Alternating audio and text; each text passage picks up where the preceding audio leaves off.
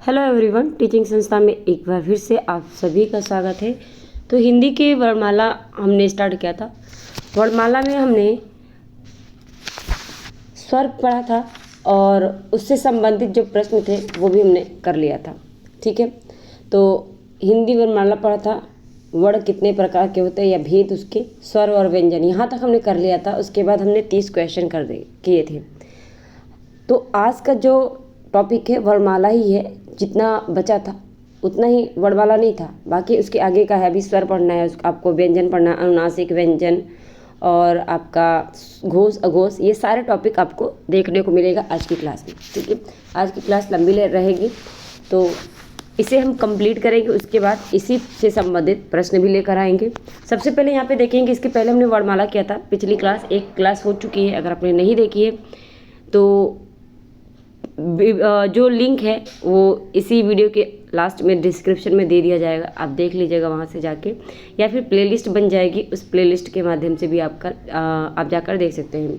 तो ये TRE 4.0 के जितने भी कैंडिडेट है, चाहे 1 to 5 से लेके आपका ये 11 to 12 सभी क्लास के लिए इम्पॉर्टेंट है क्लास। ठीक है, जब आप देखेंगे लेवल तो आपको खुद ही समझ में आ जाएगा। इसके अलावा टीचिंग के अलावा आपका किसी और एग्ज़ाम की आप तैयारी कर रहे हैं, उस एग्ज़ाम के लिए भी ये क्लास इम्पॉर्टेंट है, क्योंकि हिंदी जो आपकी है, ग्रामर जो है, ये ग्रामर आपका सिर्फ और सिर्फ टीचिंग में नहीं आता, बल्कि आपके जो भी एग्ज़ाम में पूछे जाते हैं हिंदी, वहाँ से ये प्रश्न आपके पूछे जाते हैं, हर जगह पे पूछे जा सकते हैं। ठीक है, तो जो भी हिंदी की क्लास करना चाहता है वो अपना आराम से लास्ट तक क्लास को देखिएगा और अपने साथियों को शेयर ज़रूर कर दीजिएगा। चलिए स्टार्ट करते हैं स्वर से। तो स्वर को इंग्लिश में वॉवल्स भी कहते हैं। ठीक है, ध्यान में रखेंगे। इसके अलावा यहाँ पे देखेंगे आप, ये चीज़ स्वर है। यहाँ पे स्वर की परिभाषा देखेंगे तो स्वर की परिभाषा आपका होता है जिन वर्णों का उच्चारण स्वतः हो जाता है, यानी स्वयं हो जाता है, जिसमें किसी की हेल्प नहीं लेती हैं। ठीक है, तो वो स्वतंत्र होते हैं। तो जो स्वर है वो स्वतंत्र है, जिनके सहयोग से व्यंजनों का उच्चारण संभव होता है, उन्हें स्वर कहते हैं। यानी जो स्वर है वो व्यंजन का सहारा नहीं लेता है, लेकिन जो व्यंजन है वो स्वर का सहारा लेता है। तो स्वर क्या है? स्वतंत्र है। और स्वर जो कि स्वतः ही उच्चारित होता है उसे ही हम स्वर कहते हैं, जिसकी संख्या है वो 11 है।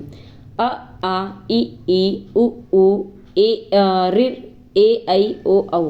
अन्न आह बच रहा है, आप इसको भी अगर स्वर में ले रहे हैं तो ये स्वर नहीं हो जाएगा, बल्कि ये अयोग वा होगा। ठीक है ना, तो स्वर जो है वो 11 ही होते हैं। तो आपसे क्वेश्चन पूछता है, ध्यान में रखेंगे, स्वर सिर्फ 11 होते हैं। इसके वाला जो अन्न और आह है ये स्वर में नहीं आता, बल्कि ये अयोग वा में आता है। ठीक है, आगे चल के वो भी आप देखेंगे। चलिए नेक्स्ट है आपका, इसके बारे में अगर जानकारी कहें, री का स्वतंत्र उच्चारण कठिन है। ठीक है, री का स्वतंत्र उच्चारण कठिन है। आपने देखा 11 स्वर में री भी नहीं है। यहाँ पे अगर देखिए, अच्छा सॉरी, यहाँ पे री है, लेकिन ये स्वतंत्र रूप से नहीं है, कठिन है थोड़ा सा, इसलिए इसे अक्सर री की तरह बोला जाता है। हम इसे री नहीं पढ़ते बल्कि री बोलते हैं। ठीक है, इसके रूप में पढ़ते हैं। तो इसका उच्चारण जो है स्वतंत्र रूप से अगर देखा जाए तो कठिन होता है। फिर भी तत्सम शब्दों में इसका प्रयोग किया जाता है। तृप्ति, कृष्ण, तृण, नृत्य, इस तरह इसका उदाहरण है। बाकी आगे का देखें, अयोगवाह स्वर। तो अयोगवाह स्वर मैंने बताया आपको, अन्न और अह होता है, सभी जानते हैं, इतना तो हम सभी जानते हैं। ठीक है, अन्न अह होता है, अन्न अह को ही अयोगवाह स्वर कहते हैं। 2 होते हैं अनुस्वार, अन्न को अनुस्वार कहते हैं और अह को विसर्ग कहते हैं। जो ये अन्न वाला है, ठीक है, ऊपर जो बिंदी लगती है वो हो जाता है अनुस्वार। ठीक है, नाक से बोली जाती है। विसर्ग जो होता है वो अह होता है। ठीक है, ये पीछे जो डंडी के पीछे लगने वाला बिंदु होता है उसे विसर्ग कहते हैं, ध्यान में रखेंगे। बाकी अगर देखें यहाँ पे, अन्न की मात्रा को अनुस्वार कहा जाता है, जैसे कि अंत, अंग, संग, रंग। ठीक है, अह का प्रयोग केवल तत्सम शब्दों में होता है। अह का प्रयोग सिर्फ और सिर्फ तत्सम शब्दों में करते हैं, प्रातः, अतः आदि। तत्सम शब्द वही जो संस्कृत में प्रयुक्त होते हैं। ठीक है, अब देखेंगे आप स्वर के भेद। वीडियो तेज तो नहीं है, हालांकि ठीक है, सुपर फास्ट करेंगे तो आपका रिवीजन भी अच्छा हो जाएगा। चलिए, तो स्वर के भेद कितने हैं, भेद को देखेंगे तो स्वर के 3 भेद होते हैं। कौन कौन से? कौन कौन से हैं? तो ये आपका हो जाएगा ह्रस्व स्वर, जिसे शॉर्ट वॉवल्स कहते हैं, दीर्घ स्वर और प्लुत स्वर।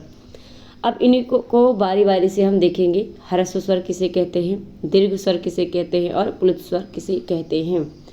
ओके, ह्रस्व स्वर के बारे में अगर बात करें, जिन स्वरों के उच्चारण में बहुत थोड़ा सा समय लगता है, यानी कम से कम समय लगता है, उसे ह्रस्व स्वर कहते हैं। दीर्घ स्वर की बात करें तो स्वर से थोड़ा सा ज़्यादा यानी 2 गुना उच्चारण में समय लगता है, इसलिए इसे दीर्घ स्वर कहते हैं। लेकिन अगर बात करें प्लुत स्वर की, तो प्लुत स्वर ह्रस्व स्वर और दीर्घ स्वर से भी ज़्यादा समय लेता है, ठीक है, तो प्लुत स्वर कहलाता है। अब ये है कैसे, एग्जाम्पल के थ्रू हम इसे देखेंगे। सबसे पहले ह्रस्व स्वर के बारे में देखेंगे। तो जो मैंने बोला, जिन स्वर के उच्चारण में बहुत थोड़ा सा समय लगता है उसे ह्रस्व स्वर कहते हैं।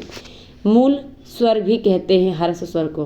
ह्रस्व स्वर को मूल स्वर भी कहते हैं। मूल स्वर कौन कौन से होते हैं? अ, ई, उ, री। अ, ई, उ, री, ये क्या है? ह्रस्व स्वर है, मूल स्वर भी कहते हैं, ध्यान में रखेंगे। दीर्घ स्वर वो है, आप देखेंगे दीर्घ स्वर के बारे में, तो जिन स्वरों के उच्चारण में ह्रस्व स्वर से 2 गुना समय लगता है, वे दीर्घ स्वर कहलाते हैं। और दीर्घ स्वर की संख्या जो है 7 होती है। कितनी? 7। ये संख्या भी पूछी जाती है। आ, ई, उ, ए, ऐ, ओ, औ, ये 7 दीर्घ स्वर हैं, ठीक है। इनकी बड़ी मात्रा है, ठीक है। तो यहाँ पे आप देखेंगे इसे दीर्घ स्वर कहते हैं, ध्यान में रखेंगे। इसके अलावा प्लुत स्वर की बात करें तो प्लुत स्वर जिन स्वरों के उच्चारण में ह्रस्व स्वर से 3 गुना समय लगता है, वे प्लुत स्वर कहलाते हैं। इन स्वरों का प्रयोग प्रायः बुलाने के लिए किया जाता है। जैसे गांव में देखेंगे, गांव में जब बुलाते हैं, रमुआ रे, अशोकवा रे, ऐसे मतलब बोलते हैं जब, तो उसमें क्या है, वो प्लुत स्वर का प्रयोग कर रहे हैं, उन्हें नहीं पता, लेकिन वहाँ पे खींच रहा है। जब आवाज़ जो उच्चारण है वो खिंचता है, वहाँ पे प्लुत स्वर होता है, ठीक है। तो गांव के अक्सर जो लैंग्वेज होती है उसमें जब हम किसी को बुलाते हैं तो बहुत मतलब देर तक उसका उच्चारण करते हैं, ठीक है। अगर देखा ऑफिशियल में देखा जाए इसको, ठीक है, तो इसका जो एग्जांपल है, राम आइए ऐसे, तो जैसे कि आपका ओम, ठीक है, ये है ना ओम, ये आपका क्या हो जाएगा? प्लुत स्वर हो जाएगा, ठीक है। उसी स्वर के आगे हम क्या लगा देते हैं? ये 3 लगा देते हैं, तो ये आपका क्या है? इसका मतलब है कि इसको खींचना है।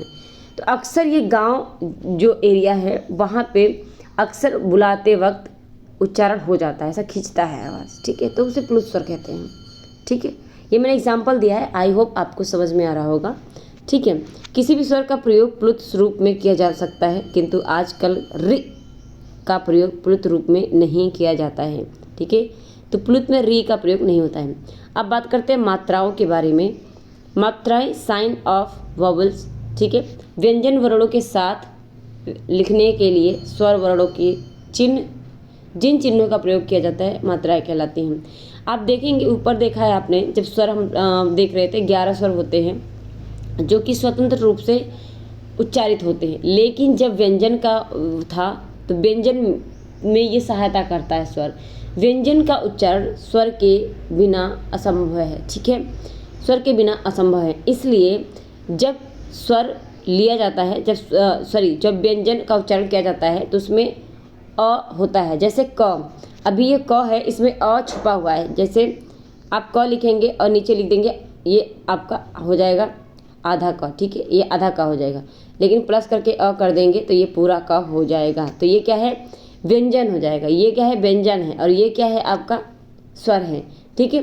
तो इस तरह आप देखेंगे कि स्वर जो है किस तरह मात्रा के लग के व्यंजन को तैयार करता है, ठीक है। अब इसकी परिभाषा देखेंगे। वर्णों के उच्चारण करने में जो समय लगता है उसे मात्रा कहते हैं। यहाँ पे मात्रा होगा, मात्रा कहते हैं। जैसे कि कमल देखेंगे और कमला, इसमें अंतर क्या है? कमल आधा का देख रहे हैं, जितने भी व्यंजन है सब आधे आधे हैं, बाकी स्वर के साथ ये मिलकर कमल तैयार हुआ है, ठीक है। कमला की बात करें यहाँ पे तो आधा क म आधा आधा ल और यहाँ पे बड़ा आ की मात्रा हो जाएगा। तो इस तरह समय लग रहा है कि नहीं लग रहा है? कमल में कम समय लग रहा है, कमला में ज़्यादा समय लग रहा है। आई होप ये बात आपको समझ में आ रहा होगा। कमल के उच्चारण में जितना समय लगा है, कमला के उच्चारण में उससे अधिक समय लगा। समय बताने वाला यह चिन्ह ही मात्रा कहलाता है। ठीक है ना। चलिए अब बात करते हैं तालिका के बारे में, जो स्वर और उनकी मात्राएं हैं। ठीक है, स्वर और उनकी मात्राएं। तालिका देखिए, अगर आपको इसकी पीडीएफ चाहिए तो मुझे कमेंट करके जो है बताइएगा, तो मैं आपको व्हाट्सएप के माध्यम से या फिर टेलीग्राम के माध्यम से प्रोवाइड कर दूंगी। ठीक है ना, तो आप रिवीजन कर सकते हैं। हालांकि यहाँ पे देखें, आगे बढ़ें तो उच्चार स्वर और उनकी मात्राएं देखेंगे। एक तरफ आप देखेंगे क्रमांक है, दूसरी तरफ स्वर है, मात्रा, प्रयोग का ढंग और उदाहरण। तो इधर देखेंगे आप, ठीक है, अ का मात्रा नहीं होता। ठीक है, इसका मतलब क्या है? अ का मात्रा नहीं होता है, ये मूल स्वर होता है। ठीक है, अ क्या है? मूल स्वर है, लेकिन फिर भी ये इसका मात्रा नहीं होता है अ का। आपसे पूछेगा 11 स्वर में से ऐसा कौन सा स्वर है जिसमें मात्रा नहीं होता है, वो है अ। क्वेश्चन किसी भी तरीके से जो है बना सकता है। सिर्फ आपको जितना मैंने पढ़ाया इसको बहुत अच्छे से पढ़ना है, ध्यान रखना है। उसके बाद जितने भी टाइप के क्वेश्चन बनेंगे आप कर ले जाएंगे। प्रैक्टिस पे आपको ध्यान देना है। ठीक है, प्रैक्टिस पे। तो क्वेश्चन आपका यहीं से बनेगा, बस आपको ध्यान देना है क्वेश्चन पूछ क्या रहा है। ठीक है, प्रयोग का ढंग नहीं बताया इसमें। हालांकि क्यों नहीं बताया? क्योंकि यहाँ पे मात्रा नहीं है। ठीक है, अ की मात्रा नहीं होती है। उदाहरण के लिए बात करें, अ यह व्यंजन में मिला रहता है, अतः अथवा अपने मूल रूप में ही लिखा जाता है अ। बात करें बड़ा आ की, तो बड़ा आ में आ की मात्रा होती है। बड़ा आ में अ की मात्रा होता है, जिसमें व्यंजन प्लस आ। ठीक है, अब यहाँ पे देखेंगे आप, अच्छा यहाँ पे एक चीज़ मैंने देखा, ये अपने मूल रूप में लिखा हुआ है। ठीक है, अ वाला जो है मूल रूप में लिखा है, लेकिन अगर बड़ा आ की मात्रा की देखें तो च प्लस बड़ा आ, आधा च प्लस बड़ा आ। व्यंजन है ना, तो व्यंजन में आधा च लगता है। ठीक है, ये चीज़ है। अब यहाँ पे देखेंगे चाचा, चाचा लिखा है, यह उदाहरण है। ठीक है, चाचा का। इसी तरह बड़ी ई की मात्रा, ये बड़ी ई की मात्रा है। बड़ी स्वर का, ये छोटी ई स्वर का छोटी ई की मात्रा है। और यहाँ पे छोटी ई पहले होता है, उसके बाद आपका व्यंजन आएगा। ठीक है, सबसे पहले छोटी ई की मात्रा लगती है, फिर व्यंजन। जैसे कि लिखना हो तो सबसे पहले छोटी ई की मात्रा फिर व्यंजन होता है। ठीक है, इस तरह आप देखेंगे। अब बात करें यहाँ पे, अच्छा उदाहरण में आप देखेंगे फिर वाला, ये फिर का, तो फ आधा फ फिर प्लस ई है। इस तरह आप देखेंगे उच्चारण, उदाहरण इसका। व्यंजन में आप देखें बड़ी ई की मात्रा, तो बड़ी ई की मात्रा में आप देखेंगे यहाँ पे। ठीक है, बड़ी ई की मात्रा में व्यंजन सबसे पहले होगा और लास्ट में उसके यानी व्यंजन के बाद आपका बड़ी ई की मात्रा होगा। जैसे कि आपका खीर हो जाएगा। ऊ की मात्रा में, छोटा ऊ की मात्रा में व्यंजन के नीचे होता है। ऊ जो छोटा ऊ की मात्रा है वो व्यंजन के, जैसे मेरा नाम सुमन है तो ऊ की मात्रा स के यानी स व्यंजन है तो स के नीचे है। बड़ा ऊ की मात्रा बात करें, जैसे कि यहाँ पे सूत है। ठीक है ना, बड़ा ऊ की मात्रा व्यंजन के नीचे ही होता है, लेकिन सूत कैसे लिखा जाता है? बड़ा ऊ की मात्रा सूत। ठीक है, इस तरह। व्यंजन री की बात करें, री व्यंजन के नीचे होता है, जैसे कि आपका मृत हो जाएगा। ठीक है, जैसे कि आपका, एक मिनट, जैसे कि मृत हो गया। ठीक है, ये क्या हो जाएगा? री की मात्रा यहाँ पे है। आगे बात करें ए की, तो ए की बात करें, व्यंजन के सिर के ऊपर होता है, जैसे ऐनक हो जाएगा। ऐनक क्या है? व्यंजन के ऊपर है। ये ए की मात्रा व्यंजन के ऊपर है। और ऐसे ही आई की मात्रा भी व्यंजन के ऊपर होता है, जैसे कि आपका हो जाएगा ऐतिहासिक।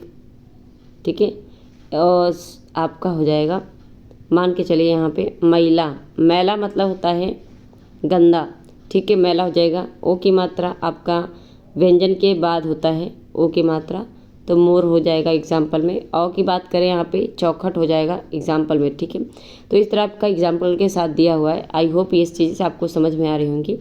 फिर भी आपको पीडीएफ चाहिए तो कमेंट करके आप बता देंगे, आपको व्हाट्सएप के माध्यम से या टेलीग्राम के माध्यम से मैं आपको प्रोवाइड कर दूँगी, ठीक है। नेक्स्ट क्वेश्चन है आपका, अच्छा नेक्स्ट आपका है अ स्वर की कोई मात्रा नहीं होती है। मैंने आपको पहले ही बताया अ की कोई मात्रा नहीं होती। अन्न और अह वर्ड अयोगवा होता है, ये ध्यान में रखेंगे, ठीक है। जो भी मैं अंडरलाइन कर रही हूँ यहाँ से क्वेश्चन जरूर बनता है। इन दोनों वर्णों का प्रयोग अन्य स्वरों के समान व्यंजनों के साथ किया जाता है। अन्न अ की मात्रा अनुस्वार अ की मात्रा होती है, ठीक है, अ की मात्रा होती है, लेकिन इसके ऊपर अगर बिंदु लगा दिया जाए तो वो क्या हो जाएगा, अन्न हो जाएगा। जैसे कि कंस, कंगन, कंचन, मंच, मंत्र, संग आदि, ठीक है। तो इसका जो उच्चारण है न के समान होता है। अन्न का जो उच्चारण है वो न के जैसा होता है।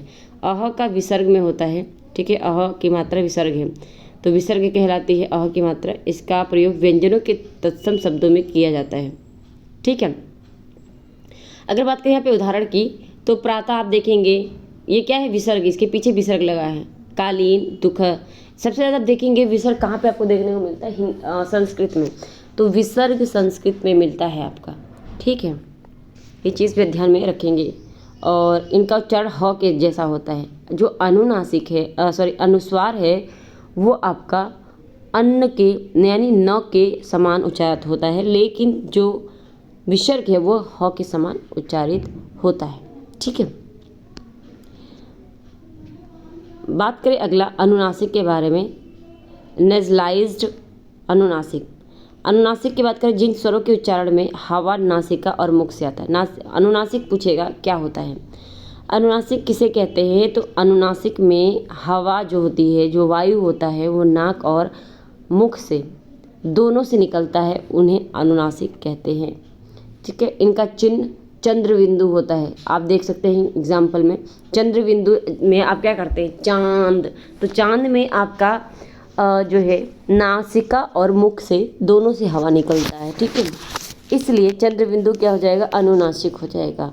जैसे कि आपको उदाहरण में देखेंगे, कांख, गांधी, हंसी, दांत, आंत, आँख, ये सभी क्या है, अनुनासिक है, ओके। अनुनासिक, अनुनासिक का मतलब होता है नाक और मुख दोनों से हवा निकलने वाला, लेकिन अनुस्वार जो सिर्फ और सिर्फ नाक से, ठीक है, ध्यान में रखेंगे। अब बात करें यहाँ पे व्यंजन के बारे में, जिसे आप कंसोनेंट्स कहते हैं। व्यंजन कितने होते हैं, 33 होते हैं, ठीक है। व्यंजन कितने होते हैं, 33 होते हैं। स्वर कितने होते हैं, 11 होते हैं। ये टोटल आपके ध्यान में रखेंगे। अगर टोटल यहाँ पे देखें तो ये कितना हो जाएगा आपका, 44 हो जाएगा कि नहीं हो जाएगा, ठीक है। टोटल आपका 44 हो जाएगा, ठीक है। बाकी आपके और भी हो जाते, जो विसर्ग हो गया आपका, ठीक है, आपका जो अयोगवा हो गया, अंतस्थ व्यंजन हो गया, उष्मा व्यंजन हो गया। व्यंजन आपका 33 होता है, ठीक है।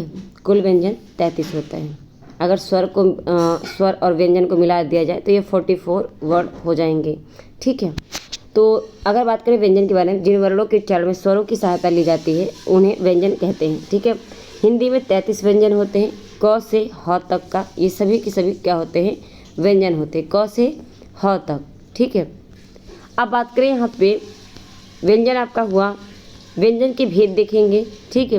व्यंजन में आप देखेंगे तो स्पर्श व्यंजन, अंतस्थ व्यंजन और उष्म व्यंजन, ये व्यंजन आपके टोटल मिला के होते हैं। तीन व्यंजन को 3 भागों में बांटा गया है, स्पर्श व्यंजन, अंतस्थ व्यंजन जिसे आप सेमी वोवल्स बोलते हैं, और स्पर्श वाला म्यूट्स व्यंजन कहलाता है इंग्लिश में।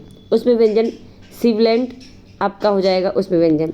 हालांकि यहाँ पे देखेंगे स्पर्श व्यंजन के बारे में, तो स्पर्श व्यंजन कौन कौन से होते हैं, वे व्यंजन, इस व्यंजन के क से लेकर म तक का 5 वर्ग होता है। स्पर्श व्यंजन किसे कहते हैं, क से लेके म तक का, क से म तक का जो व्यंजन होता है वो स्पर्श व्यंजन कहलाता है, ठीक है। तो ये 5 वर्ग होते हैं, कौन कौन से आप देखेंगे यहाँ पे, ये देखिए, क, च, ट, त, प। संस्कृत में आप याद है वो सूत्र, क, च, ट, त, प, म, ये वाला।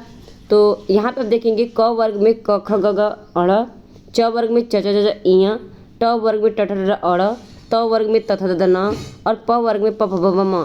ये 25 स्पर्श व्यंजन होते हैं। आपसे पूछेगा स्पर्श व्यंजन कितने होते हैं? तो स्पर्श व्यंजन आपके टोटल 25 होते हैं। ठीक है, ये 5 वर्गों में होते हैं। ठीक है, इसके जो वर्ग हैं वो 5 वर्ग होते हैं। ठीक है, ध्यान में रखेंगे। अब बात करें यहाँ पे, प्रत्येक वर्ग का नाम प्रथम वर्ण के अनुसार रखा जाता है, तो ये सही होगा, क वर्ग, च वर्ग, ट वर्ग, त वर्ग, प वर्ग। ठीक है, तो स्पर्श व्यंजन कितने हो जाएंगे? 25। अब 25 ये हो जाएंगे। अंतस्थ व्यंजन 4 हो जाएंगे। कौन कौन से? य, र, ल, व, ये सभी के सभी 4 अंतस्थ व्यंजन हो जाएंगे। अब 25 4 कितना हो जाएगा? 29 हो जाएगा। ठीक है, टोटल। अब उसमें व्यंजन को ले लें तो सलजम वाला श हो जाएगा, षटकोण वाला श हो जाएगा, और सपेरा वाला स, और आपका ह हो जाएगा। ये उसमें व्यंजन 4 होते हैं। तो अंतस्थ व्यंजन कितने होते हैं? 4। उसमें व्यंजन कितने होते हैं? 4। ये 4 4 आपके अगर बात करें यहाँ पे कितने हो जाएंगे? 33 हो गए कि नहीं हो गए टोटल लेके? तो क्या हुआ था वहाँ पे? व्यंजन कितने होते हैं? क से लेके ह तक का हो गया ना, टोटल कितने हो जाएंगे? 33 हो जाएंगे। यानी अंतस्थ व्यंजन, स्पर्श व्यंजन और उसमें व्यंजन को मिला दें तो 33 व्यंजन होते हैं। ठीक है, अब इसी में 2 और जोड़ लेते हैं, उत्क्षिप्त वर्ण। उत्क्षिप्त वर्ण किसे कहते हैं? तो ढ और ढ़ को, ढ को थ, अरे इसको ढ कहते हैं। ठीक है ना, तो ये 2 होते हैं, ये भी आप ध्यान में रखेंगे। उत्क्षिप्त व्यंजन आपके क्वेश्चन में पूछेगा और ये बहुत इम्पॉर्टेंट है। ठीक है, आगे देखिए, यहाँ पे व्यंजन स्वर रहित हुआ करते हैं। यानी आप सभी जानते हैं जो व्यंजन होता है, स्वर अगर न रहे तो व्यंजन आधा दिखता है, जैसे क आधा, च आधा, सब में हलंत लगा हुआ है। ठीक है, व्यंजन स्वर के बिना अगर देखा जाए तो सब में हलंत होता है। अगर हलंत हटाना है तो इसमें स्वर को लगाना पड़ेगा। ठीक है, तब जाके पूर्ण व्यंजन कहलाएगा, ये पूर्ण रूप लेगा। ठीक है, जब तक व्यंजन में स्वर नहीं मिला हो शब्द नहीं बन सकते हैं, वो सिंगल ही रहेगा। अब बात करें यहाँ पे उच्चारण समय के अनुसार व्यंजनों के भेद कैसे होते हैं। व्यंजन अल्प प्राण, महाप्राण, उच्चारण के आधार पे अगर देखा जाए व्यंजन तो नॉन एस्पिरेटेड और आपका हो जाएगा एस्पिरेटेड। नॉन एस्पिरेटेड यानी अल्प प्राण, महाप्राण। अल्प प्राण क्या है, महाप्राण क्या है, ये भी देखेंगे। अल्प प्राण जिन व्यंजनों के उच्चारण में कम समय लगे और कम प्रयत्न करना पड़े, यानी कम कोशिश करना पड़े, तो वो अल्प प्राण है। अल्प प्राण कौन कौन से होते हैं? क वर्ग, च वर्ग, यानी क से लेके प का, यानी आपका जो स्पर्श व्यंजन है वो क्या हो जाएगा? अल्प प्राण हो जाएगा। तो क वर्ग का जो पहला, दूसरा, तीसरा है, अच्छा यहाँ पे पहला, तीसरा और 5वां वर्ण हो जाएगा। पहला, तीसरा, 5वां, 135 जो हो जाएगा क से लेके प तक का, क वर्ग, च वर्ग, ट वर्ग और त वर्ग, प वर्ग, इन सभी के पहले, तीसरे और 5वें वर्ण को अल्प प्राण कहते हैं। ध्यान में रखेंगे, किसे अल्प प्राण कहते हैं? तो क वर्ग, च वर्ग, ट वर्ग, त वर्ग और प वर्ग। हालांकि इसे स्पर्श व्यंजन भी कह सकते हैं। तो स्पर्श व्यंजन का पहला, तीसरा और 5वां जो वर्ण होता है उसे आप क्या कहते हैं? अल्प प्राण कहते हैं। इनके उच्चारण में कम समय लगता है। आप उच्चारित करके देखिए, क, ख, ख में ज़्यादा समय लग रहा है, ग, घ, अंग। ठीक है, तो इस तरफ देखेंगे समय किस में लग रहा है? ख और घ में ज़्यादा लग रहा है। ठीक है, अब यहाँ पे देखेंगे महाप्राण के बारे में। तो महाप्राण में अधिक समय लगता है। ठीक है, महाप्राण में अधिक समय लगता है, अधिक प्रयत्न करना पड़ता है, महाप्राण कहलाता है। महाप्राण भी स्पर्श व्यंजन से ही लिया जाता है, स्पर्श व्यंजन से ही, लेकिन स्पर्श व्यंजन का दूसरा और तीसरा होता है, यानी 23 आप ध्यान में रखेंगे, रूल 23 सूत्र जो है आपका 23 याद रखेंगे। दूसरा और तीसरा महाप्राण होता है। स्पर्श व्यंजन का दूसरा और तीसरा जो वर्ड होता है वो महाप्राण होता है। और इसी में आप देखेंगे ये सारी चीज़ें आ जाएगा। और यहाँ पे एक चीज़ और ध्यान में रखेंगे, उसमें व्यंजन भी महाप्राण कहलाता है, उसमें व्यंजन महाप्राण कहलाता है। जब यहाँ पे उसमें व्यंजन भी महाप्राण कहलाता है तो जो अल्प प्राण है उसमें आप देखेंगे अल्प प्राण में अंतस्थ व्यंजन, ये क्या है? एक अंतस्थ व्यंजन है। तो अंतस्थ व्यंजन भी क्या होता है? अल्प प्राण अंतस्थ व्यंजन, ये भी महाप्राण हो जाए, सॉरी अल्प प्राण कहलाएगा। ठीक है, तो टोटल कितने होते हैं? 3 3 3 पंचे आपका क्या हो जाएगा?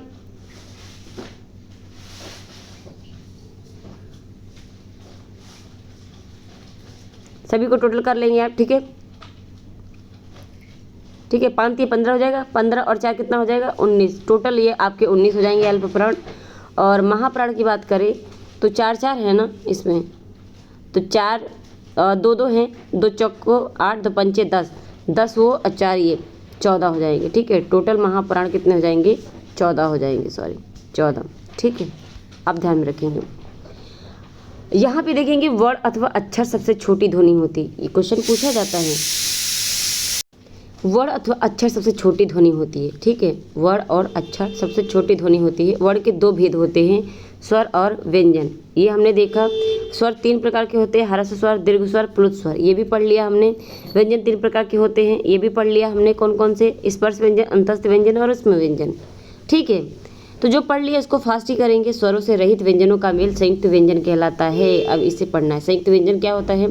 संयुक्त व्यंजन वो होता है जो स्वरों के मेल से बनता है, स्वरों के मेल से बनता है, उसे संयुक्त व्यंजन कहते हैं। अब संयुक्त व्यंजन, तो संयुक्त व्यंजन क्या होता है इसे भी देखेंगे। स्वरों से रहित व्यंजनों का मेल जो होता है संयुक्त व्यंजन कहलाता है। जो व्यंजन 2 समान व्यंजनों के मेल से बनते हैं उन्हें द्वित्व व्यंजन कहते हैं। उच्चारण के समय स्वर तंत्रियों में कंपन के आधार पर व्यंजनों के 2 भेद होते हैं, जैसे कि अघोष हो जाएगा और सघोष। सघोष और अघोष होता क्या है? इनके उच्चारण में क्या होता है? कंपन उत्पन्न होते हैं। ठीक है, इनके उच्चारण में कंपन उत्पन्न होता है। सघोष अघोष क्या होता है? अब यहीं पे मैं बताऊं तो क और फ है ना।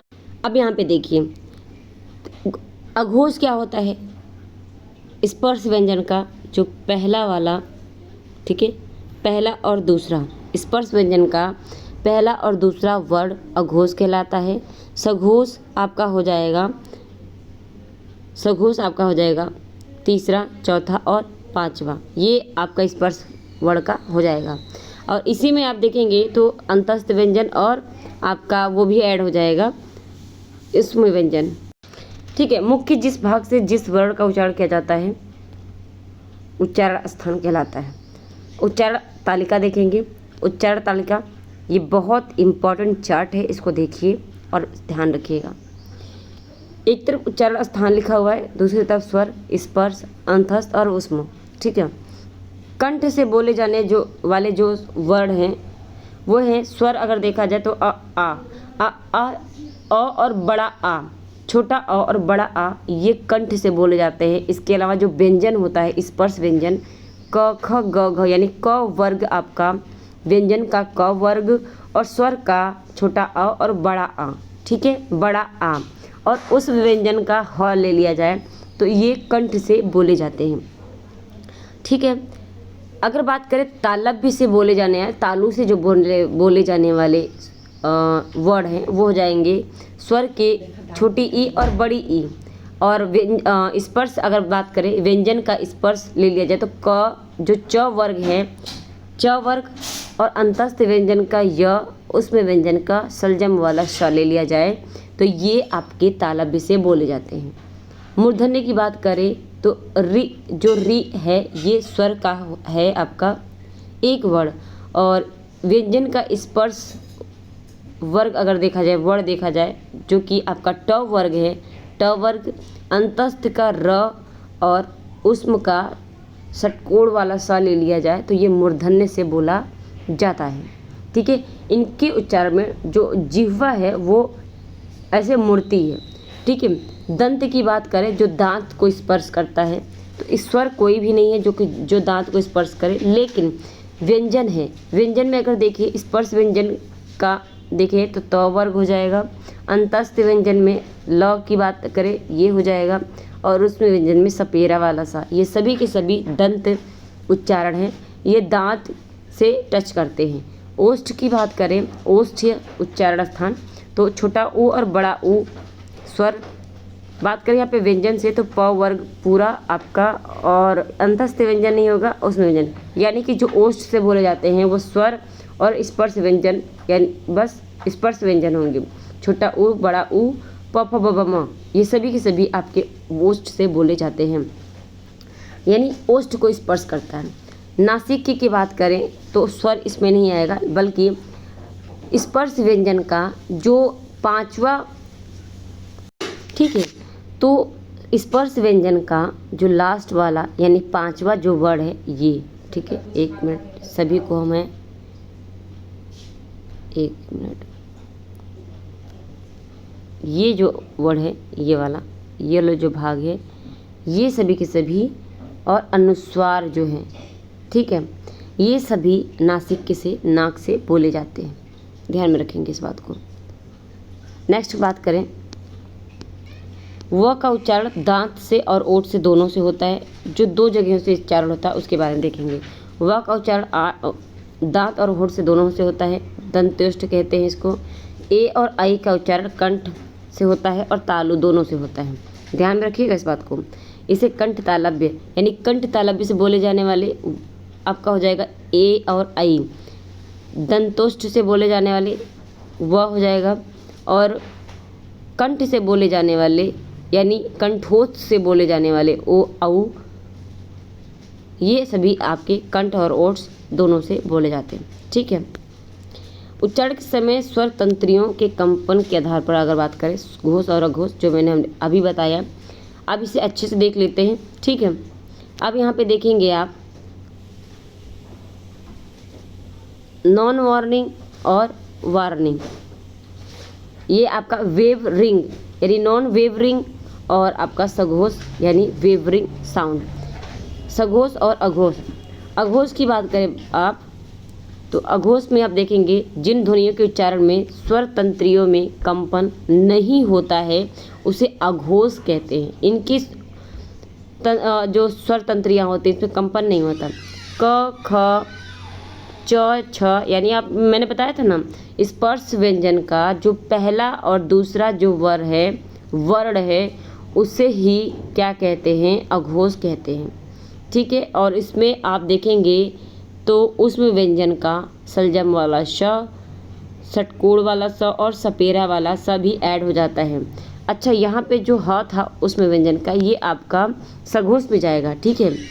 अब सघोष की बात करें तो सघोष में जो स्वर तंत्रियाँ हैं वो कंपन करती हैं, ठीक है। सघोष में कंपन होती है इसलिए सघोष कहलाती हैं। जैसे कि छोटा आ और बड़ा आ हो जाएंगे, यानी 11 स्वर टोटल हो जाएंगे आपके, ठीक है। सभी के सभी सारे स्वर हो जाएंगे, सघोष में सारे स्वर आ जाएंगे, 11 स्वर।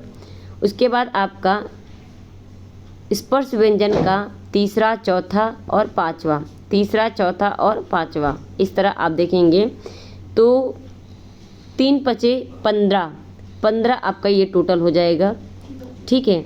उसके अलावा आप देखेंगे यहाँ पे य, र, ल, व अंतस्थ व्यंजन और ये उसमें व्यंजन एक, इन सभी को मिला लें 5 ये हो जाएंगे। तो कितने हो जाएंगे आपके टोटल 15 ये और 10, 15, 10, 20 ये हो जाएंगे आपके, 20, 10, 30 और 31 हो जाएंगे टोटल, ओके। तो ये सारी चीज़ ध्यान रखिए। सघोष आपका 31 होता है। अब बात करें प्रत्येक वर्ग का पहला, तीसरा और पांचवा वर्ण अल्प प्राण व्यंजन, जबकि दूसरा, चौथा वर्ण तथा समस्त उष्म वर्ण महाप्राण होते हैं। ये सब मैंने ऊपर बताया आपको। प्रत्येक वर्ग का पहला और दूसरा वर्ण तथा स, श, श अघोष वर्ण, जबकि तीसरा, चौथा, पांचवा और यरल व ह सभी सहित स्वर घोझा वर्ण के अंतर्गत आते हैं, ओके। अब प्रयत्न की बात करें, स्पर्श, नासिक्य, प्रकम्पित, ये सभी के सभी देखेंगे। तो प्रयत्न से हमारा अभिप्राय है किसी व्यंजन के उच्चारण के समय मुख के भीतर किया जाने वाला यत्न, यानी अंदर जब उच्चारण करते हैं तो सबसे पहले वहाँ पे प्रयत्न किया जाता है, तब जाके वो उच्चारित होता है। इसके 8 प्रकार होते हैं, ठीक है। 8 प्रकार कौन कौन से? स्पर्श व्यंजन, नासिक्य, प्रकम्पित, संघर्षी, स्पर्शी संघर्षी व्यंजन, पार्श्विक, उत्क्षिप्त में मैंने बताया था ढ और ढ, ठीक है। अर्धस्वर। अब ये सारे क्या होते हैं देखिए। स्पर्श व्यंजन में आपका आ जाएगा, स्पर्श व्यंजन में व्यंजनों के, इसका शाब्दिक अर्थ है छूना, स्पर्श मतलब छूना होता है। इन व्यंजनों के उच्चारण में एक उच्चारण अंग दूसरे उच्चारण अंग को स्पर्श करते हैं, जैसे कि क ख ग घ के उच्चारण में जिह्वा पश्च का कोमल तालु से स्पर्श कराया जाता है। ठीक है, तो ये बता रहा है कि जिह्वा कैसे स्पर्श करता है,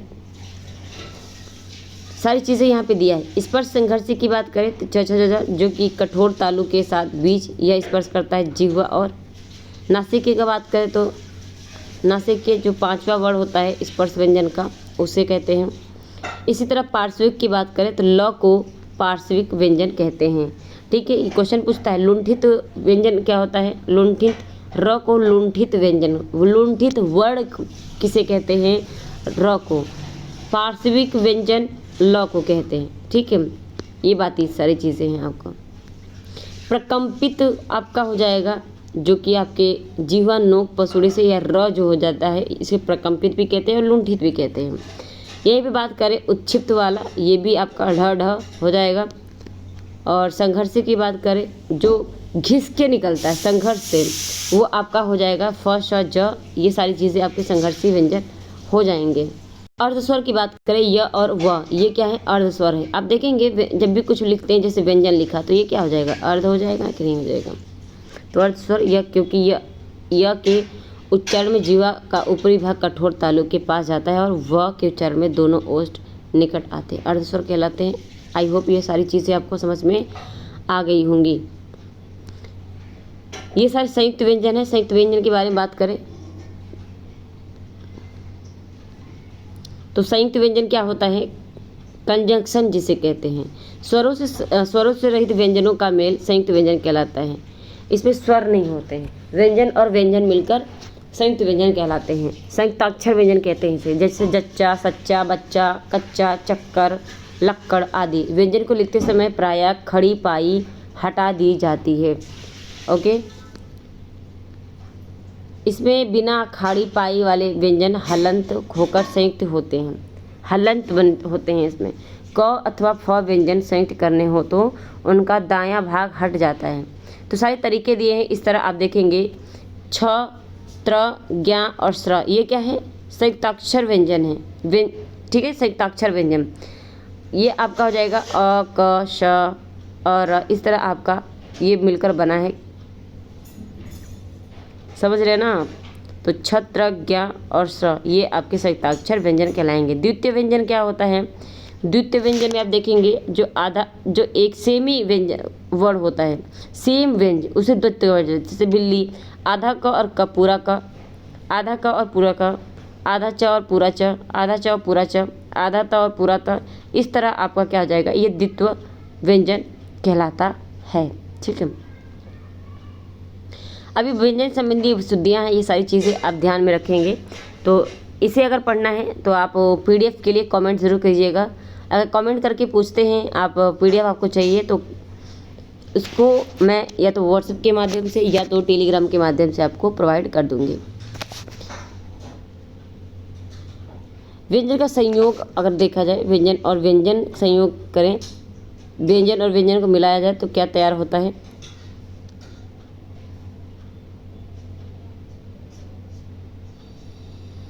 यहाँ पे देखेंगे, उदाहरण देखिए तब समझ में। तत्पर व्यंजन को व्यंजन से अगर करते हैं तो जो हलंत होता है, खड़ी पाई जो होती है उसको हटा दी जाती है, ये होती है खड़ी पाई, इसको हटा देते हैं तब जाके बनता है दोस्त हो गया, अध्याय हो गया, राज्य हो गया, स्मरण, नृत्य, च्युत, तब जाके ये आपका बन जाएगा व्यंजन और व्यंजन का संयोग।